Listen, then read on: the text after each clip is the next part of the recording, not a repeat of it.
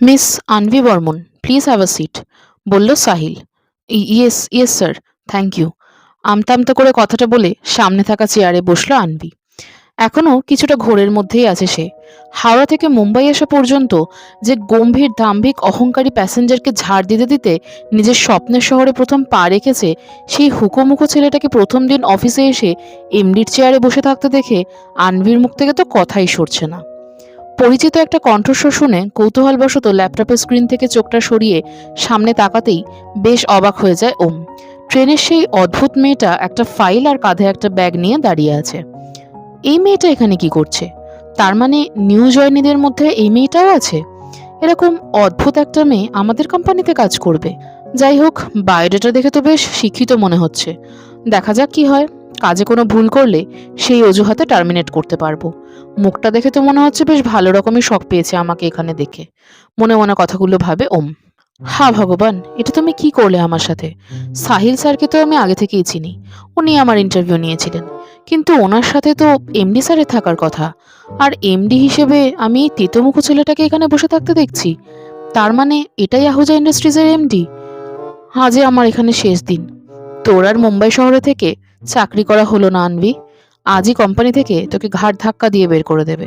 নিজের মনে কথাগুলো ভাবছে আনভি। আনভির চুপসে যাওয়া মুখটা দেখে বেশ মজা পেয়েছে ওম। সো মিস আনভি, আপনার বাড়ি তো কলকাতায়। এখানে এসে থেকে কাজ করতে আপনার কোনো অসুবিধা হবে না? হঠাৎ ওমের এরকম প্রশ্নই নিজের ভাবনার জগৎ থেকে বাস্তবে ফিরে আসে আনভি। না স্যার, আমার কোনো অসুবিধা নেই। আমি এখানে থেকেই কাজ করব। আর তার জন্য রেডি হয়ে এই শহরে এসেছি। ওম, আপনার সিলেকশন লেটারে জব পোস্টটা দেওয়া আছে, সেটা নিশ্চয়ই আপনি দেখেছেন। সেই বিষয়ে কি কিছু আপনার জানার আছে? আনভি: না স্যার, আমার কিছু জানারও নেই। আমাকে অ্যাসিস্ট্যান্ট ম্যানেজারের পোস্ট দেওয়া হয়েছে। আমি সেটা নিয়ে স্যাটিসফাই। শুধু জব ডিসক্রিপশনটা যদি একটু ডিটেলসে কি কি কাজ করতে হবে একবার দেখিয়ে দিলেই আমি পারবো। বাকি টুকটাক কথা বলে ওম বলল, আপনাকে একটু ওয়েট করতে হবে। আজকে আপনি আপনার জয়েনিং লেটারটা পেয়ে যাবেন। সেখানে আপনার এক্স্যাক্ট স্যালারি ফিগারটা দেওয়া থাকবে। আর একটা এগ্রিমেন্ট পাবেন, সেটা পড়ে আপনাকে সই করতে হবে। আনভি: ঠিক আছে স্যার, নো ইস্যু, আমি ওয়েট করছি, বলে একবার তাকালো ওমের দিকে। সাহিল: আপনি পাশের রুমে বাকি নিউ এমপ্লয়ীদের সাথে বসে ওয়েট করুন। আপনার জয়েনিং লেটার আর এগ্রিমেন্ট কিছুক্ষণের মধ্যেই পেয়ে যাবেন। এরই মধ্যে সাহিলের একটা ইম্পর্ট্যান্ট কল আসায় বেরিয়ে যায় রুম থেকে। আনভি ধীরে ধীরে চেয়ার থেকে উঠে দরজার দিকে পা বাড়াতে যাবে, তখনই ওম বলে উঠল, আশা করি আপনি দায়িত্ব নিয়ে আপনার কাজ করবেন। ট্রেনে আপনার দায়িত্বজ্ঞানহীনতার যে পরিচয় আমি পেয়েছি, সেটা আমার কোম্পানিতে আপনি আশা করি করবেন না। অ্যান্ড ওয়ান মোর থিং, কাল থেকে অফিসে আপনার অ্যাটেন্ডেন্স টাইমটা যেন ঠিক সকাল 10টা হয়। লেট মানুষজন আমি মোটেই পছন্দ করি না। You may leave now. Personal লাইফের সাথে প্রফেশনাল লাইফটা না গোলালেই বোধহয় ভালো হবে স্যার। আমার ব্যক্তিগত জীবনে আমি যেমনই হই না কেন, অফিসে আমার কাজ আমি আমার দক্ষতার সাথেই করব। তাই আপনার কাছে অনুরোধ, ট্রেনে যা হয়েছে তার সাথে আমার কাজের আপনি কোনো সূত্র খুঁজবেন না। আসছি স্যার, থ্যাংক ইউ। আত্মবিশ্বাসের সাথে কথাটা বলে সোজা কেবিন থেকে বেরিয়ে আসে আনভি। তোমার এই আত্মবিশ্বাস কতদিন থাকে আমিও দেখব। আমার মুখের ওপর কথা বলার শাস্তি তুমি পাবে। তোমাদের মতো মিডিল ক্লাস মেয়েদের আমার খুব ভালো করে জানা আছে। আনভির যাওয়ার দিকে তাকিয়ে রেগে কথাটা বলে উঠল ওম। প্রায় মিনিট 20 পর একজন মহিলা স্টাফ এসে ওয়েটিং রুমে বসে থাকা 5জন নিউ জয়নিদের হাতে এগ্রিমেন্ট আর জয়নিং লেটার এগিয়ে দেয়। তারপর বলে, সবার এগ্রিমেন্ট আর জয়নিং লেটার দিয়ে দিলাম, ভালো করে পড়ে এগ্রিমেন্টে সাইন করে দাও। আমি আধ ঘন্টা পর এসে কালেক্ট করে নিয়ে যাব। মহিলা স্টাফটি চলে যেতেই সবাই নিজের জয়নিং লেটারে স্যালারি ফিগার দেখতে ব্যস্ত হয়ে পড়ল। সাথে এগ্রিমেন্টটাও ভালো করে পড়ে নিচ্ছে, যাতে পরে কোনো অসুবিধা না হয়। রাজা: চাকরি দিয়েছে বলে কোম্পানি কি মাথা কিনে নিয়েছে নাকি? এগ্রিমেন্টের ক্লজ দেখে মনে হয় আমরা মানুষ না রোবট। এখানে লেখা আছে এমার্জেন্সিতে নাকি 24 ঘন্টায় কোম্পানির কাজে এগিয়ে আসতে হবে। জুলি বললে, অন্য একটা নিউজ জয়নি বলল, সেটাই তো। এখন যদি মাঝরাতে কেউ বলে যে কোনো মেল করতে হবে বা মিটিংয়ে বসতে হবে, তাহলে কি সম্ভব? ব্যক্তিগত জীবন বলে কি কিছুই থাকবে না? আনবি: তোমরা বোধহয় পয়েন্টটা ভালো করে পড়োনি। এখানে খুব অনুরোধের সাথেই লেখা আছে যে কোম্পানির কোনো সমস্যা বা এমার্জেন্সিতে কোম্পানির প্রত্যেকটা স্টাফকে 24 ঘন্টা সজাগ থাকার অনুরোধ করা হচ্ছে। আর সবথেকে বড় কথা, কোম্পানিতে প্রত্যেককে যথেষ্ট সুযোগ সুবিধা দিচ্ছে। এরকম সুবিধা অন্যান্য কোম্পানিতে সচরাচর পাওয়া যায় না। আমার কিন্তু এই পয়েন্টগুলো খুব একটা ভুল বলে মনে হচ্ছে না। নিজেদের মধ্যে আলোচনা করতে করতে সবাই এগ্রিমেন্টে সাইন করে দিল। কিছুক্ষণের মধ্যেই মেয়েটি এসে এগ্রিমেন্ট নিয়ে চলে গেল। তারপরেই সাহিল কেবিনে প্রবেশ করে সবার দিকে তাকিয়ে বলল, ওয়েলকাম টু আহুজা ইন্ডাস্ট্রিজ। আশা করি কোম্পানি আপনাদের বেছে সঠিক সিদ্ধান্তই নিয়েছে। প্রথম 3 দিন আপনারা ট্রেনিংয়ে থাকবেন, তবে প্রত্যেকের ডিপার্টমেন্টে যেহেতু আলাদা, তাই ট্রেনিং আলাদাভাবেই হবে। সাহিল ওদের 5জনকে নিজেদের ডিপার্টমেন্টের ট্রেনারের কাছে পাঠিয়ে দেয়। আনভি যেহেতু অ্যাসিস্ট্যান্ট ম্যানেজার, তাই সাহিল নিজে আনভিকে কাজ বোঝাতে শুরু করে। দেখতে দেখতে কখন যে সকাল থেকে দুপুর গড়িয়ে গেল আনভি বুঝতেই পারেনি। নিজের ডেস্কে বসে কাজ করছে, তখনই শ্রেয়া এসে বলল, কেমন লাগছে প্রথম দিন? লাঞ্চের সময় হয়ে গেছে, তোমার তো কোনো খেয়ালই নেই, এতটাই কাজে মগ্ন। চলো লাঞ্চ করে তারপর আবার কাজে বসবে। আনভি একবার নিজের ঘড়ির দিকে তাকিয়ে শ্রেয়াকে বলল, ইস, এত বেলা হয়ে গেছে, আমি একদম বুঝতেই পারিনি। চলো চলো লাঞ্চটা সেরেই ফেলি।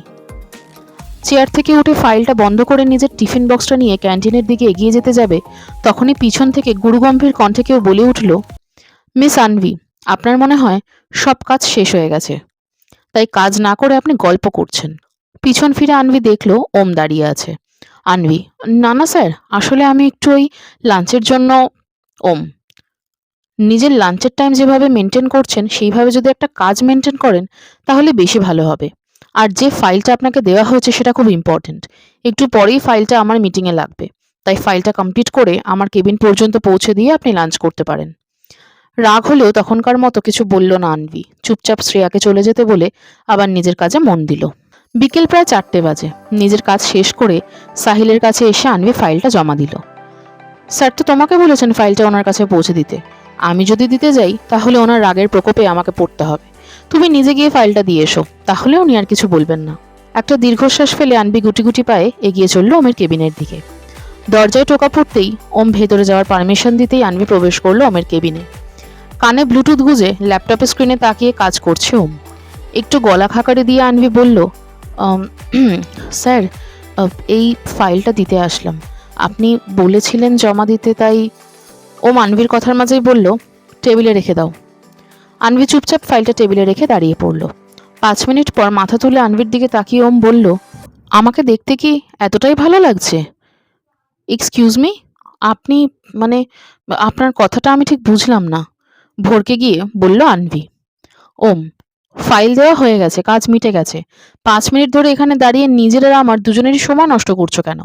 কথাটা শুনে বেশ রেগে যায় আনভি। আপনি যাতে ফাইলটা আরেকবার চেক করে নেন তাই জন্যই দাঁড়িয়ে আছি, না হলে আবার আপনি বলবেন কাজে ভুল হয়েছে, শুধু শুধু আবার ডেকে পাঠাবেন। আপনার মুখ দেখার কোনো ইচ্ছে নেই আমার, আপনার জন্য আমি লাঞ্চ পর্যন্ত করতে পারিনি। আপনি ফাইলটা দেখে রাখুন, কোনো ভুল হলে আমাকে জানাবেন। সপাটে ওমের মুখের ওপর কথাগুলো বলে কেবিন থেকে বেরিয়ে গেল আনভি। আর হতবাক হয়ে ওর যাওয়ার দিকে চেয়ে থাকলো ওম। আমার মুখে মুখে কথা বলা, এত বড় সাহস এই মিডল ক্লাস মেয়েটার! তোমার ব্যবস্থা আমি করব। ও মাহুজার সাথে তর্ক করার শাস্তি তোমায় পেতে হবে। সূর্যের আলো অস্ত যেতেই যেন রানীর মতো সেজে ওঠে গোটা মুম্বাই শহর। সন্ধে 6টা বাজে। অফিস থেকে বেরিয়ে বাস রুটের দিকে এগিয়ে যাচ্ছে আনভি আর শ্রেয়া। প্রতিটা বাস এত ভিড় যে আনভি আর শ্রেয়া বাসে ওঠার সাহস পাচ্ছে না। প্রায় 15-20 মিনিট দাঁড়িয়ে থাকার পর দেখতে পেল কালকে সেই অটোওয়ালা ওদের সামনে নিয়ে এসে অটোটা দাঁড় করালো। রমেশ, আরে ম্যাডাম, আপনি এখানে বাসের জন্য অপেক্ষা করছেন বুঝি? আনভি, হ্যাঁ দাদা, দেখুন না বাসে কত ভিড়, তাই জন্য কয়েকটা বাস ছেড়ে পরের বাসে যাব। রমেশ, এখন অফিস ছুটির টাইম, বাস কখন ফাঁকা পাবেন তার কোনো ঠিক নেই ম্যাডাম। আপনারা বড় আমার অটোতে আসুন, আমিও তো ওইদিকেই যাচ্ছি, আপনাদের না হয় ছেড়ে দেবো। শ্রেয়া, তাহলে তো খুব ভালো হয়, চলো আনভি, তাড়াতাড়ি পৌঁছেও যাব। আনভি ও শ্রেয়া হাসি মুখে উঠে বসে অটোতে, আর ধুলো উড়িয়ে আহুজা ইন্ডাস্ট্রিজের অফিসের সামনে থেকে চলে যায় অটোটা। রমেশ অটো নিয়ে চলে যেতেই একটা কালো গাড়ি এসে দাঁড়ায় সেখানে। আশা করি প্রথম দিন অফিসে তোমার ভালোই কেটেছে, আর কোনো সমস্যা হলে তো আমি আছি।